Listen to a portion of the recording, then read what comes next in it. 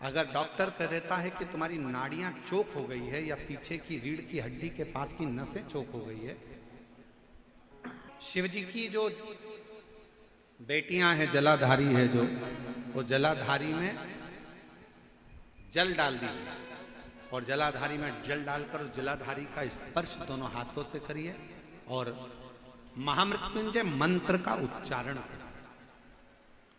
श्री शिवाय नमस्तुभ्यम बोलिए।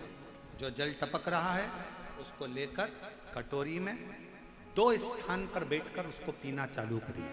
पहला नंदी के पास में, दूसरा मंदिर से बाहर निकलोगे तो मंदिर का ओटला हो, सीढ़ी हो, वो स्थान वीरभद्र का स्थान माना जाता है।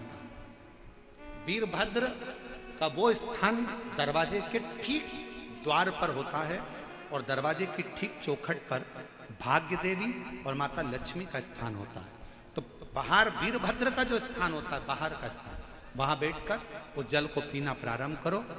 गुड़िया खसक गया, नस चोक हो गई, डॉक्टर बोल रहा है कि पैरालिसिस हो गया, शरीर काम नहीं दे रहा, तो 2 स्थान का जल आप अगर पिएंगे चढ़ाया हुआ, जया, फिर से बोलिए, जया, विषहरा, शामली बारी, दौतली और देव, ये शिव जी की 5 लड़कियों का जल आप शिव जी पर उस जलाधारी में चढ़ाकर हाथ का स्पर्श कर कर महामृत्युंजय मंत्र का स्मरण कर कर चढ़ा हुआ जल का 2 जगह पर भाग पीते हैं।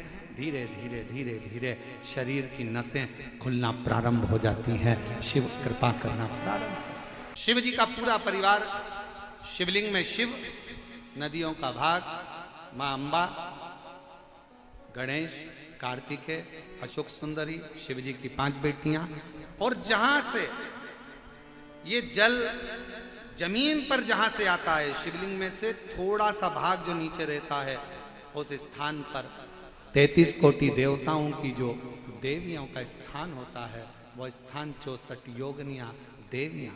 और उसी इसलिए कहते हैं कि जब बहुत कष्ट की घड़ी आ जाती है तो जल चढ़ाकर अपने हाथ की हथेली इस स्थान पर लगा दी जाती है और बाबा से दिल से प्रार्थना करी जाती है। स्थान हृदय से निवेदन करा जाता है। 64 योगिनियों से, देवियों से विनय करा जाता है, निवेदन करा जाता है, विनती करी जाती है। और यहाँ से जो जल बहकर जितनी दूर तक जाता है, वहां 33 कोटि देवी देवता उस जल के भाग में विराजमान रहते हैं। इसलिए शिव जी के जल को लांघा नहीं जाता, शंकर जी की परिक्रमा नहीं करी जाती, उसको लांघा नहीं जाता।